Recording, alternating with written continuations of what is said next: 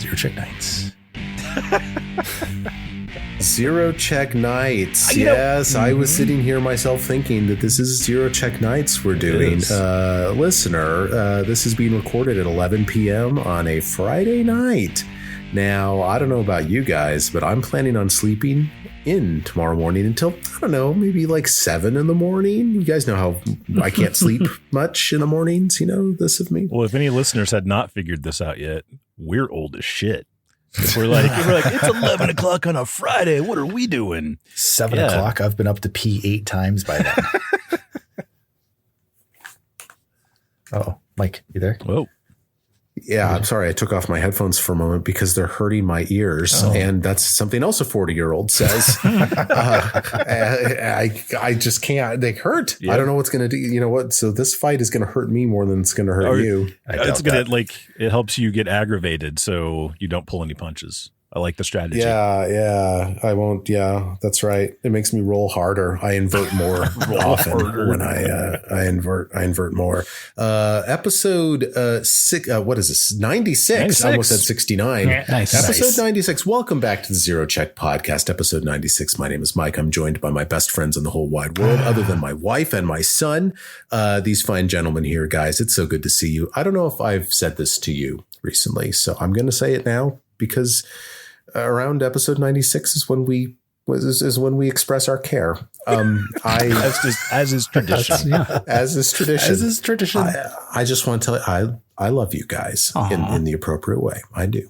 If I wasn't looking at the map right now, surrounded by fucking unicorns, I'd believe you. Do you love us like those unicorns love us, Mike? Here's what happened, listener, when I said that, okay? All 4 of them looked away from the camera when I said that. They all looked down. They all looked happy with themselves. They all looked full of joy and unable to meet my gaze, my strong gaze toward his strong gaze. That's what happened. Did you gaze harder? Gentlemen, like you roll harder? I gazed hard. That's for sure. It was a hard gaze. Gentlemen, we're in a bit of a pickle. You guys are on the tail end of Linzi Clobo's adventure. And as you might recall from last week's episode, you're in a bunker, a little 6x6 room with 4 lurkers in light and 4 pink unicorns. Now, gentlemen, I don't have to tell you that this is kind of tough. Thoughts, guys. How are we doing? Linzi's fired. Like this is enough. Like the ogres are. Yeah, that was one thing, but.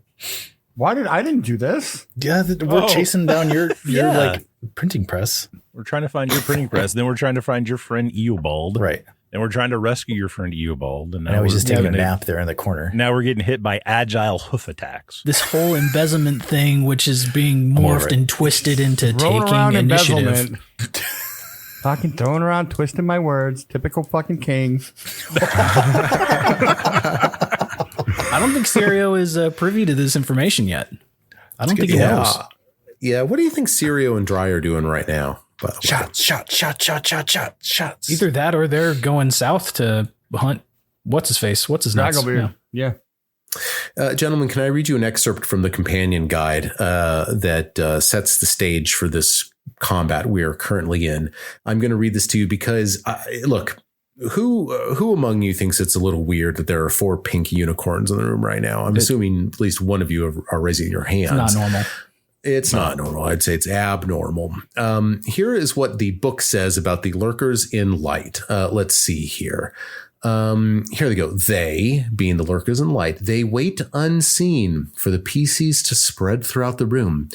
But as soon as anyone tries to talk to Eobald, attempts to free him, or moves toward the door to the north, the lurkers in light all cast Summon Fae to summon unicorns to attack the PCs. That's what it says. The lurkers in light all cast Summon Fae to summon unicorns to attack the PCs. Parentheses, the lurkers take particular glee in forcing heroes to fight creatures that they might normally consider allies. Close parentheses. So that's what we're dealing with right now. So I'm running this true to whatever sick bastard or woman bastard wrote this. Okay. I'm not sure who wrote this, but someone wrote this and I love them. Not as much as I love you guys, but I love them. We are back into this combat. Are you guys ready to roll? Can we just talk this out instead? Do you want to talk it out? Yeah. I think it'll work better long run. If only. If only. If only. All right. If only. We're going to go into round 2. We're picking up this combat. Lindsay, it's your turn. I'm going to inspire courage. There we go. yeah. It's going to be like 70s adult music.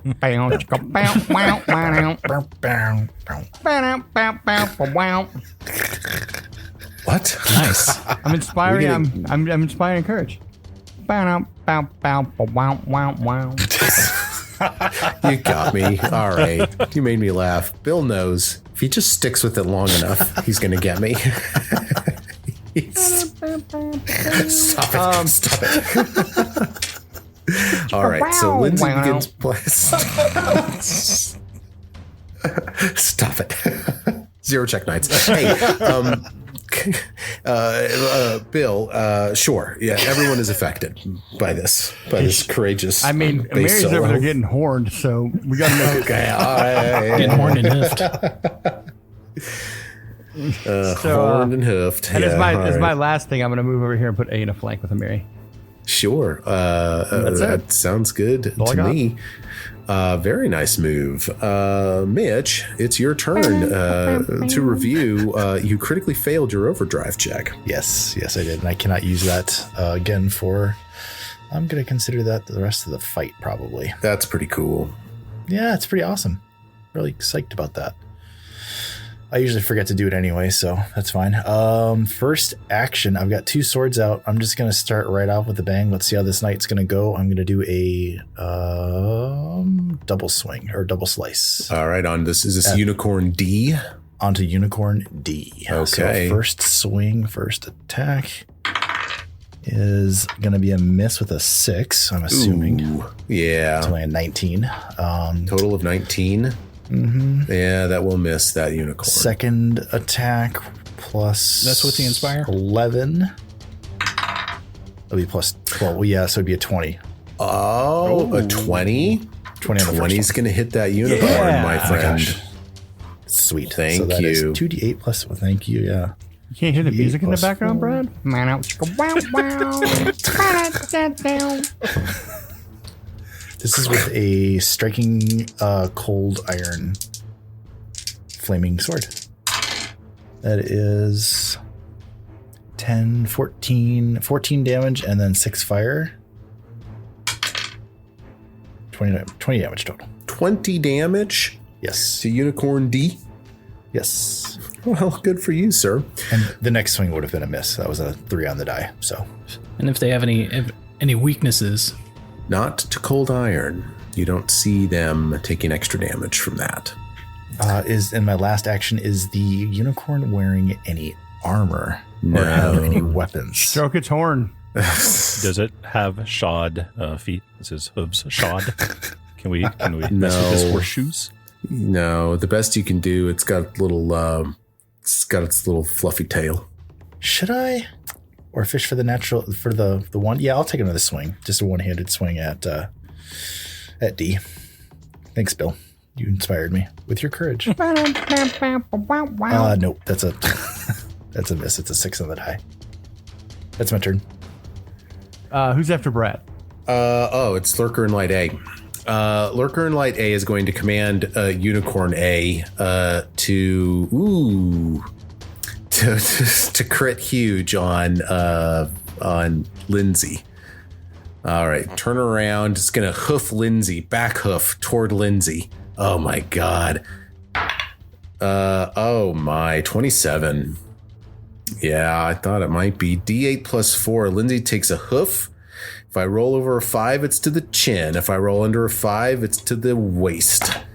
It's an 8 on the die. Oh my god, poor Linzi. She takes a hoof to the chin, 12 damage. And then, subject to the multiple attack penalty, this is suboptimal, but I just couldn't pass up the chance to back hoof on Linzi. We're going to do a horn attack, not agile, on Amiri. That's going to miss.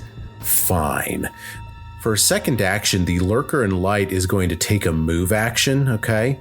He's going to fly away from Ogjulinus and Tompton. He's going to go south into the room, and as a reaction to that, he goes invisible. He leaves your field of view, but then immediately against Ogjulinus's off-guard armor class, he's going to appear back on the board, having used a ranged attack called Mote of Light at a plus 14.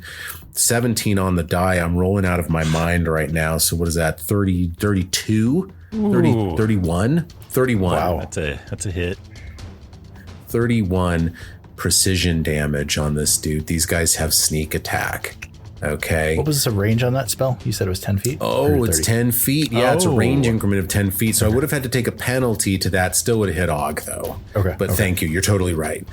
Okay, so I'm going to do a 2d4 plus 2 damage to Og plus 2d6 sneak. Yeah. I'm going to roll these little die here. Two of the triangles and 2 of the squares. 5, 6, 7, 8, 9. 9 damage plus 2, 11. 11 damage to Ogjulinus and Tompton, and A remains on the board. That brings us to Amiri. All the lurkers are visible right now. Lurker in Light A is the only one that's taking damage. That's right. Yeah, Lurker in Light A last episode took 37 points of damage. Oh, well, I'm sorry. I need a will save from Ogjulinus and Tompton after being hit with that Mote of Light. I don't like that. Yee, that's maybe can be okay. Total of 28. You're all right. I'm sorry. Back to you, Chris. I'm boxed in here.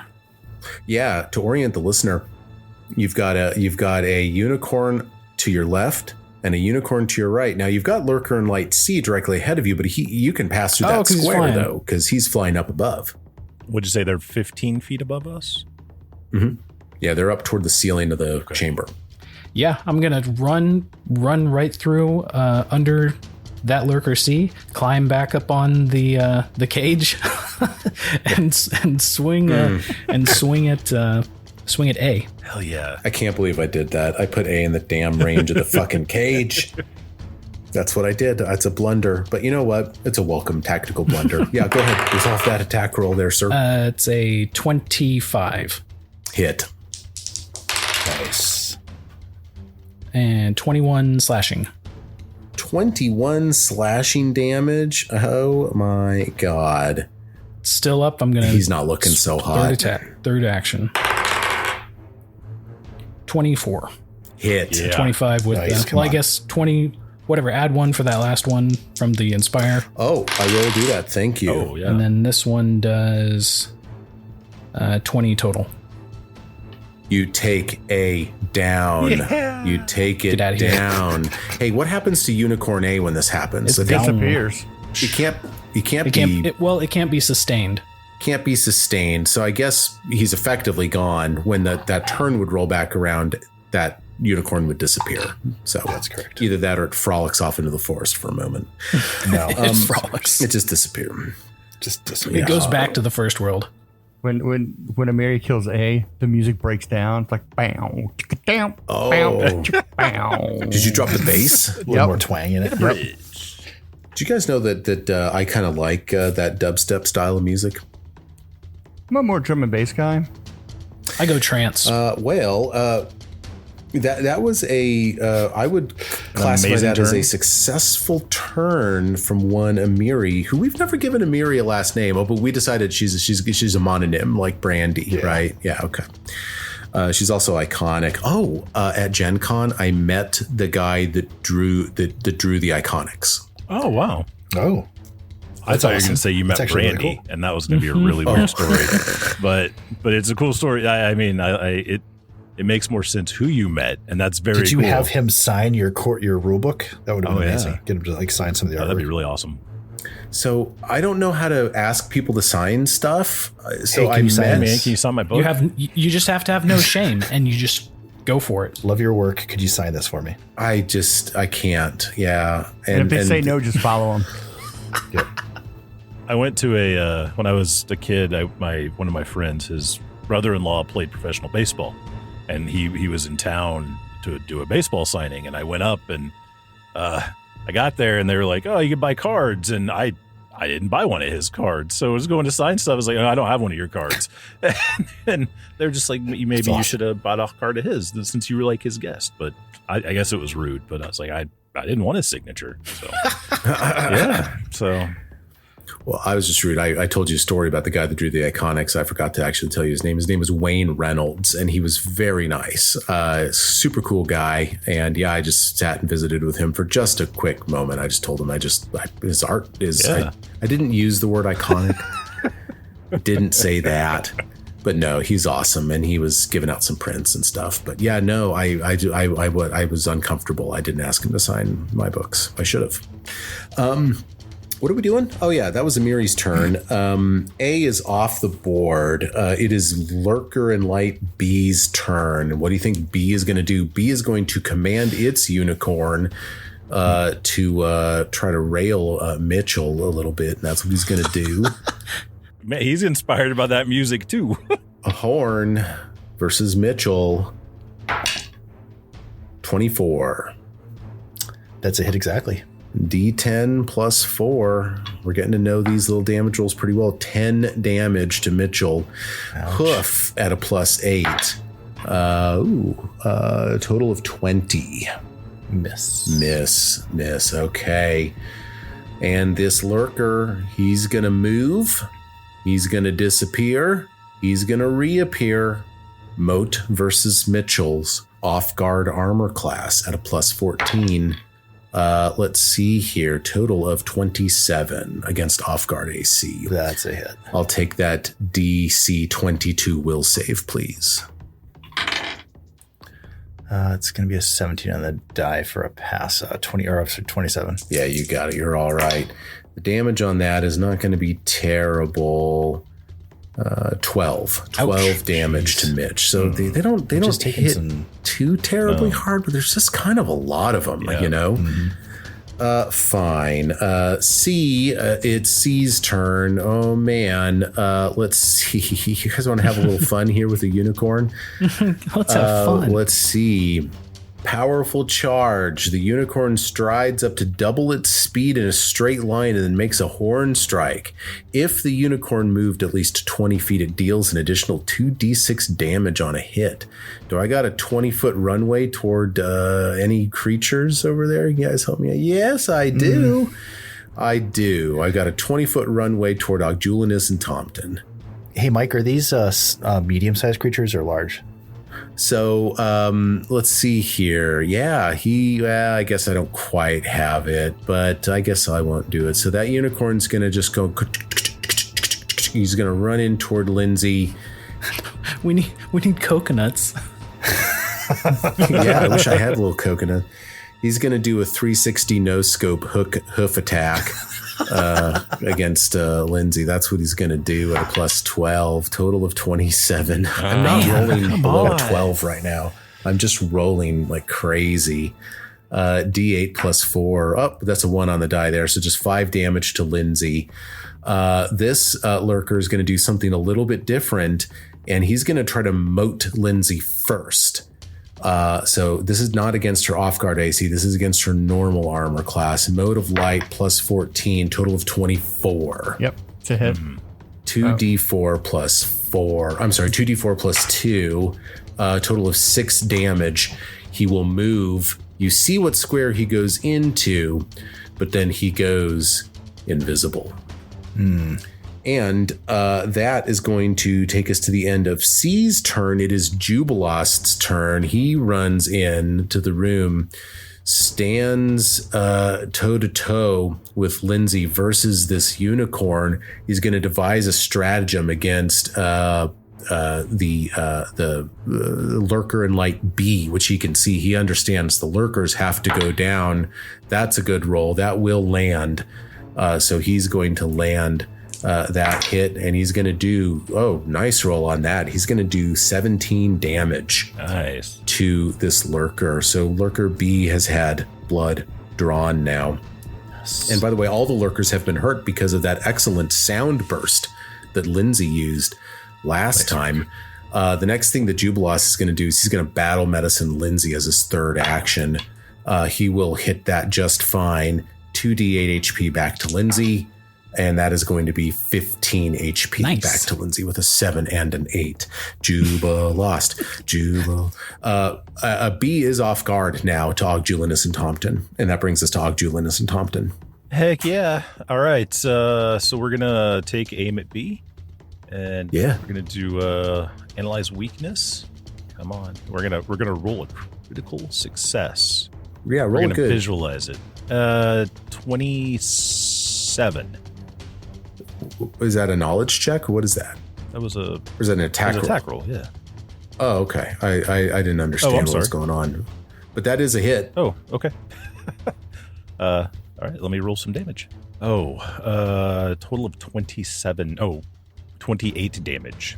Whoa. Oh, 28. Nice. Oh, thank you. I'll credit that extra damage for Jubilost. I apologize. Okay, so 28 damage, you said? Yes. And then for his third... He's not looking so good.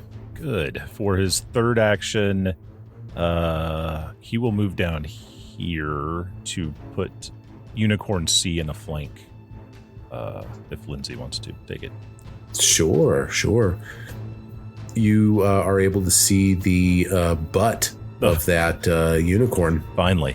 Yeah, it looks a little, that tail swishing suggestively, that tail. Really? Yes, Okay, really. really. Let's see. It's Lurker D's turn. D's going to command his suggestive unicorn to descend upon. Let's see here. Oh man, that unicorn is gonna run toward Amiri. Amiri perched on the top of Eobald's cage. That unicorn's going to try to horn Amiri up there. Oh my gosh, I've never been so excited for anything in my life. 22. That's a miss. Yeah.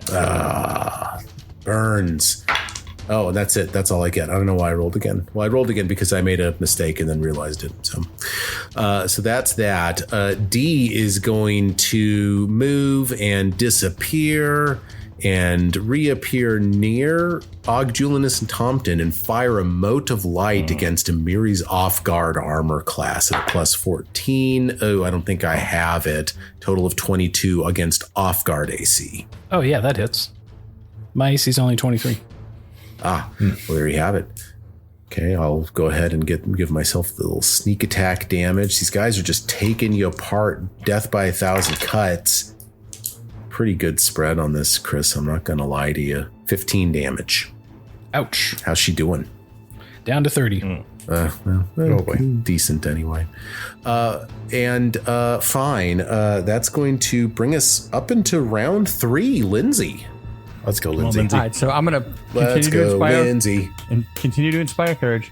Although I appreciate Og putting the unicorn in a flank for me, Lindsay happened to realize that when the last one died, the unicorn went away, so she doesn't see the point in attacking the unicorns. Kill the master, and the thing will die. So she's not going to attack the unicorn. She's going to pull out her crossbow and shoot at B. Do you have needle darts? Oh, I don't know what the fuck she has. Sure. I think it's a cantrip. No. I don't think it's called needle darts. It's I have called Ghost Sound, Mage Hand, Read Aura, Light, and Telekinetic Projectile. You know, all the good spells. Telekinetic projectile kicks ass. What are you talking about? The only spell out of all 5 of those that's useful. Needle darts would be nice because, yeah, if you had some. you can pick the metal. Yeah. Fine, I will pick a chunk of something up off the ground Sure. and whip it at her face. Telekinetic projectile. All right, my friend, roll that spell attack. That's a natural 20. Oh, get this man a card. Sorry, there was a loose piece of cold iron on the ground, Oh, right? was The projectile, there? right? With the natural That's so 20, weird. maybe.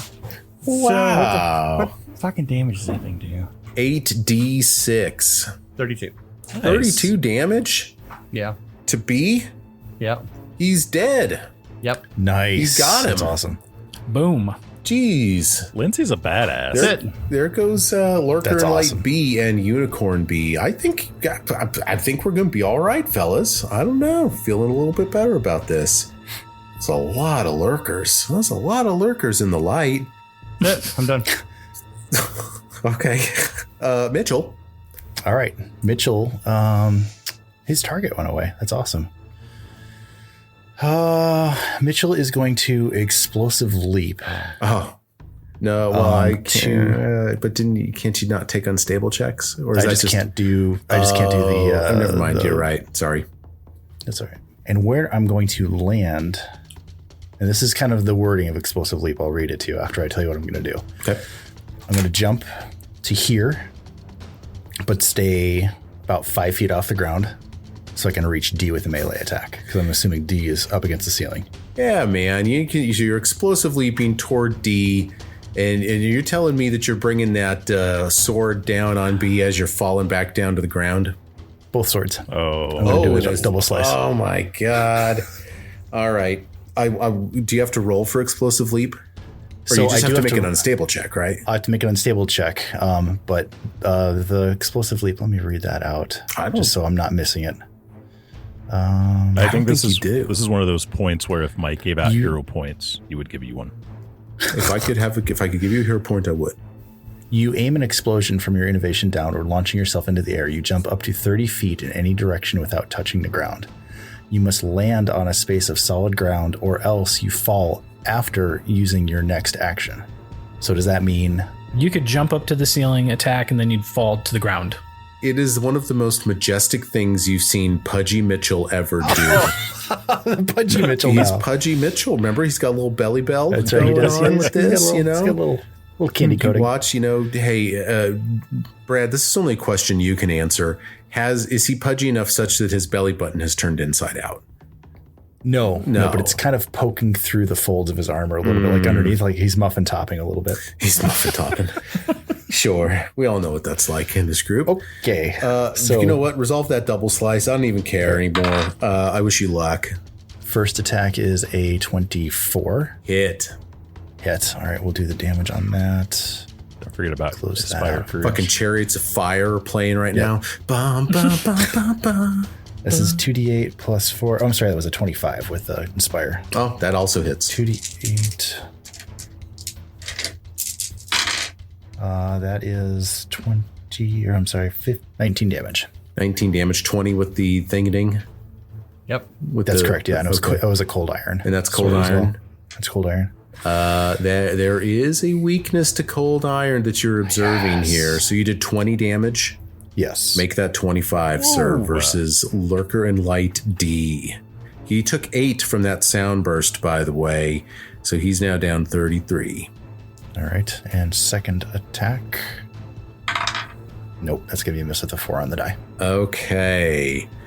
That was awesome. You land on the ground. Hero pose. My God. Heroic pose. You've burned enough calories. You probably lost a couple pounds on this. Maybe you're a little less pudgy now. Maybe you're kind of already getting your groove back. Is that my reward? Thanks, Mike. Yeah, sure, man. I'll make you hot again. I'm not sure. I got some bad feedback on Fat Mitchell, by the way. I had a listener that didn't like Fat Mitchell. I don't blame you, sir or ma'am, who DM'd me about Fat Mitchell, but I did get negative feedback about Fat Mitchell. Fine.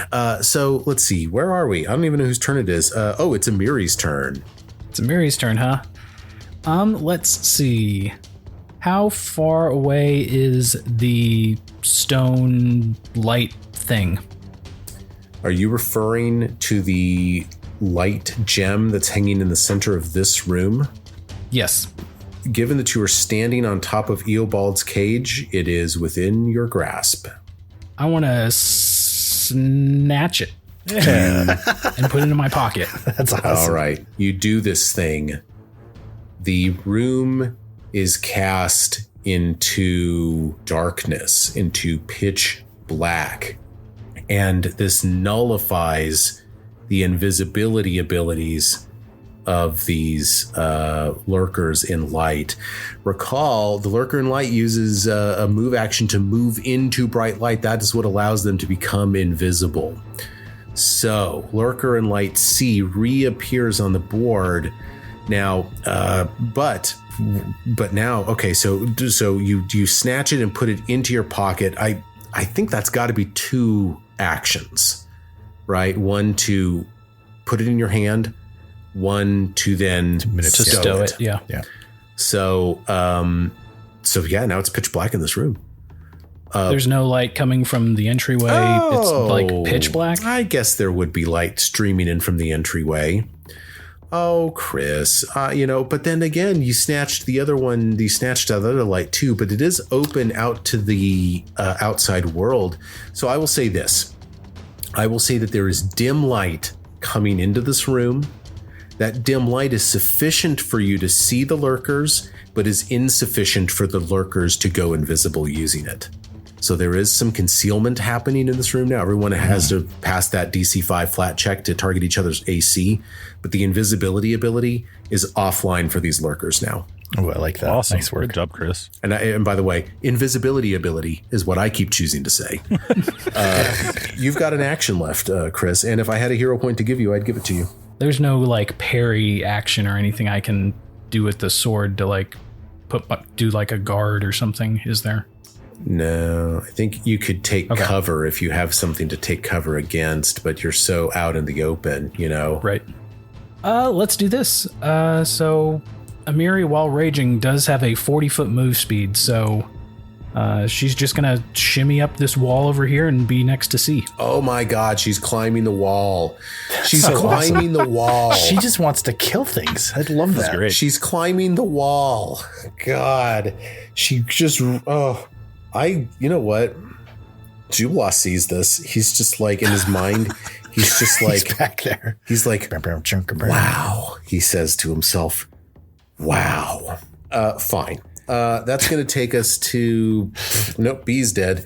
That's going to take us to C. Now, Lurker C has been wrested out of his invisibility.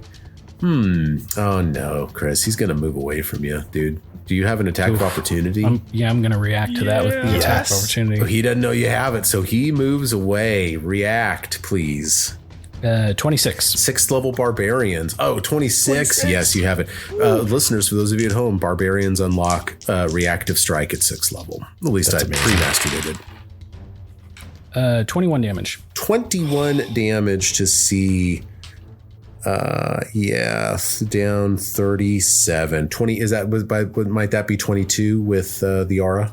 No, I already added it. Okay, you got it in there. Good. Okay, great. So C did not quite care for that. Do you know what he does?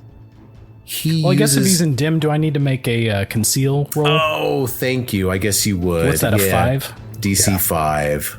So I have to roll 15. Yeah, you got it. All right. Thank you. I did not catch that. Good catch. So Lurker in Light has 2 actions left. He lets his unicorn go. Okay. Does not sustain it. And he's going to fly out of the building. Oh my God. Fucking Faye. He's like, later. He's out of here. That's what he does. Jubilost. What do you want Jubilost to do? You want Jubilost to go out and try to catch this guy? Or do you want him to continue the pressure on D? Kill D. All right. He's going to devise a stratagem. Oh, yeah. Natural 19. That's not... Oh, actually, that's going to be enough. Yeah, he will crit on this. Good guy. All right. That's my boy. Let's see here. 21 damage to D. And yeah, he's not looking so hot either. He's going to... Oh, you know what? I didn't reload. He would have had to have reloaded for the second action, and then he shot for the third action. Okay, so that's the end of his turn. Fine. Og. I need... Oh, and D is off guard to you now. Oh, good. I need, speaking of D, I need him to roll a fortitude save, please. Oh my gosh. Well, I'd be happy to do that for you, man. Oh, yes. Oh, yeah, he's got low fort, as you learned. Fail Good. against your difficulty class. I'm going to roll out 6d6 here. Yes. 60. What have you done to him? He has used the Ring of the Ram. Oh, no, it's a goddamn Ring of the Ram. Ring of the Ram. Oh, my God. Yes. You know what the thing is that I always forget you have that thing. Uh-huh. Oh, my God. Donnie. I'm just going to punch him right into the ceiling and splatter. Oh, I got one more. Here. I got 1 6, but I got 3 ones. Total is 16 force damage. Not a great roll, but still fun. It is sufficient. Oh, yay. It is sufficient. with that hit from Jubal. I don't know what all D took. You take him down with the ring of the ram. D's unicorn disappears. My God, I thought we were going to be in for a fucking slog on this tonight. You guys ripped through these dudes. Now, fellas, you watch with some sadness as Lurker and Light C will disappear into the bright light, and Will is just fucking gone. Like, he's out of here. Whatever. Yeah, fuck that Yeah, guy. he probably disappeared on his third action as soon as Of course. Why he would he have reacted done as soon that? as he got out there. Of course. Thank you. God, Chris, this is why you and me, man. You got I need your help, obviously. Oh my God, guys. Congratulations on completely thrashing that encounter. I was just like, oh my God, it's going to take forever. It did not take forever. At the start of the fight, at the end of last episode, I thought this was going to be a slog, and this was going to slog. This was fun. As No, soon when the as we summoned realized, things disappear. Yeah. yeah, as soon as we realized that the summon things disappear when you kill their handler, it changes everything. Yeah. Because then you don't worry about the unicorns anymore. That, and when Chris snatched when Chris figured out we needed to grab the light out of the ceiling. Yeah. Really good. Oh, and by the way, the remaster kind of affected this a little bit. So that's remastered spell Everlight. The previous version of that spell was called Continual Flame, and Continual Flame didn't require the gem component and couldn't be like snad. There wasn't a physical like origin. It was just sort of like a floating light. Yeah. So the remaster did kind of change that, but I thought in a really cool way that gave you an opportunity. I was kind of hoping you guys would get that, you know? So here's the deal, my friends. The crates to your right, Eobald in his sort of rib cage with 1 HP, barely conscious. There is a door to the north. Now, any reasonable person understanding bunker architecture would understand that this is a door that leads to a stairway undoubtedly that goes down underground. What do you do? Rest. Yeah. Rest. Close the barricade the doors. Close the doors. my gosh. Probably heal Eobald. We got to let this dude out of the cage. Yeah, we got to let him out of the I cage. don't know how does he still have 1 hit point? I gave him a healing potion. I don't think you ever got the chance to administer it. He's not doing shit but laying in a cage. Well, I don't think he can move. Like, I think he's so like tired and dehydrated and malnourished. Like, he can't like move really. I think he's Yeah, helpless. it's definitely not that I just forgot that he had a healing potion. Definitely not that.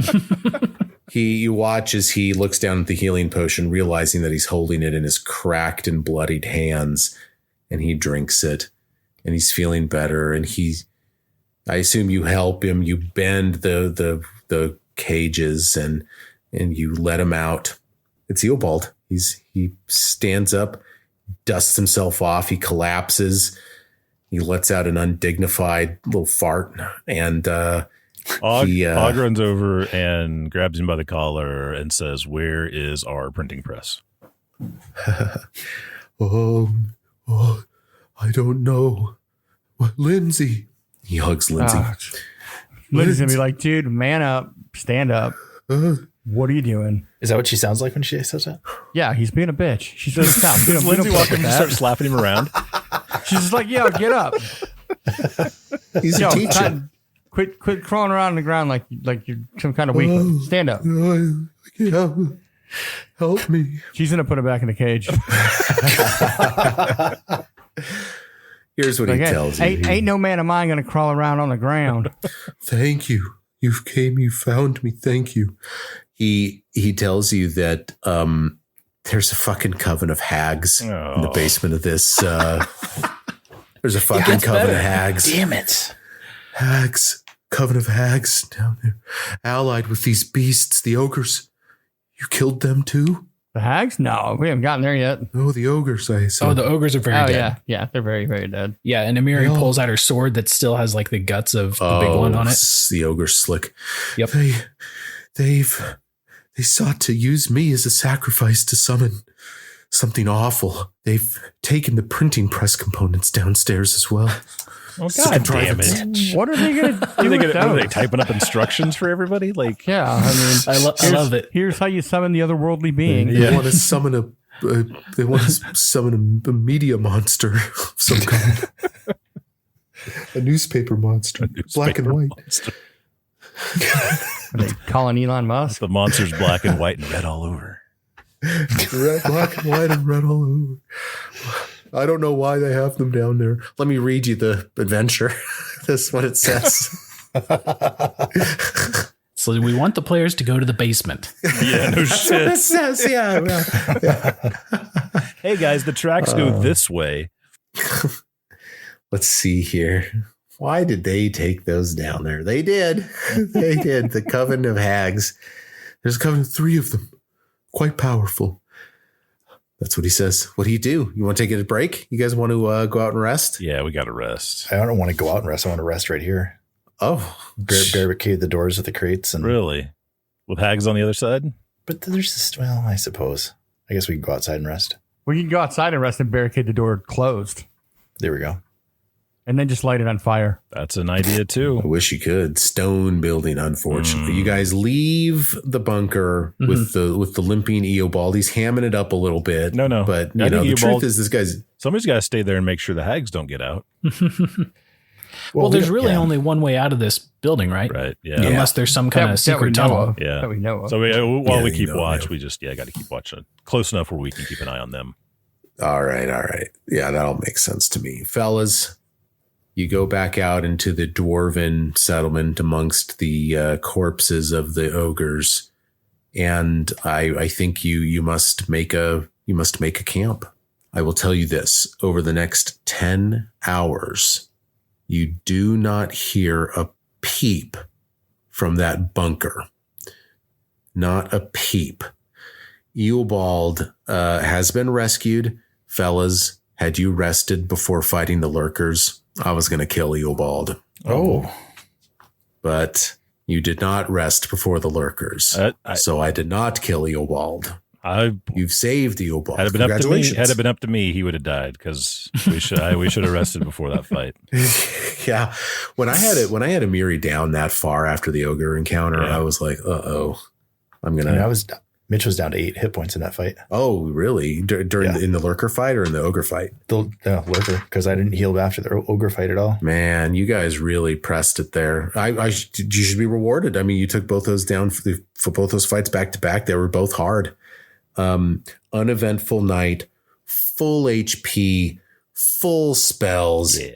Eobald doesn't have a spell book though, so he can't he's not going to be a lot of help. Okay, he's a helpful NPC, but he needs to go write a new spell book. He's a wizard. Didn't we find a spell book at some point that was? We did. It was the Slavers spell book. I don't think we don't have it with us. We don't have it though. Okay. I think we gave it to what's her name? Yeah. Oh, I think Octavia. you're right. Yeah. Octavia. Yep.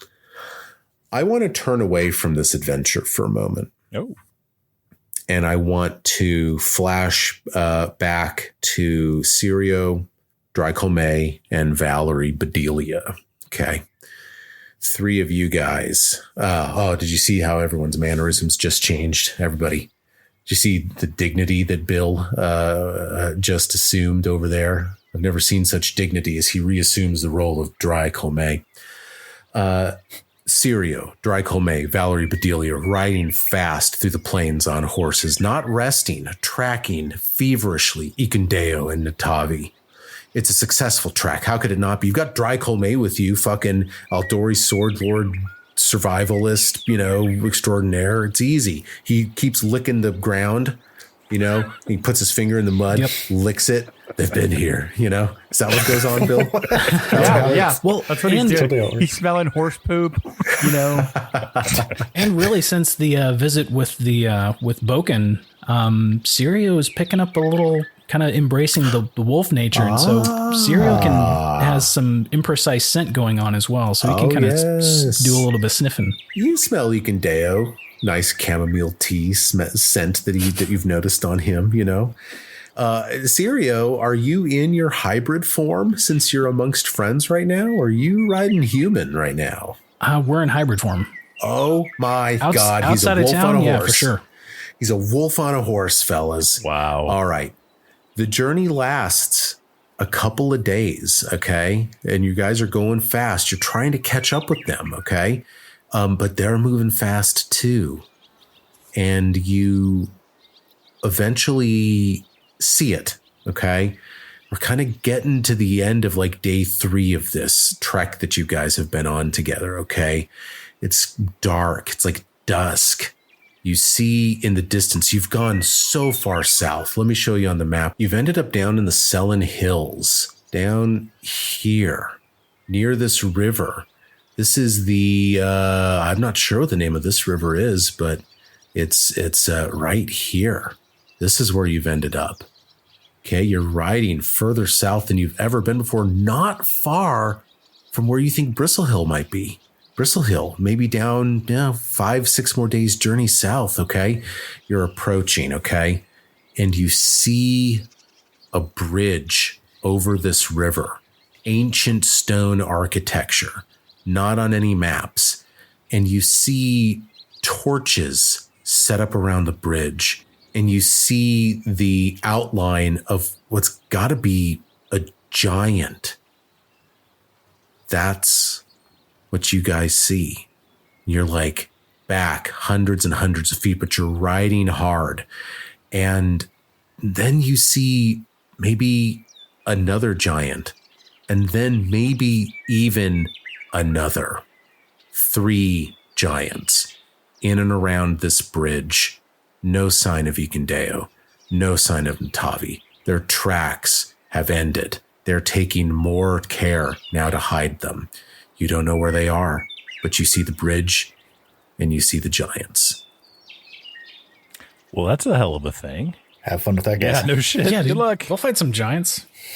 I'll fight giants. Bring it on. Let's We go. fight unicorns. You fight giants. Whatever. Hey, we don't pick Or our their favorite. silhouettes. They might be giants. It might be giants.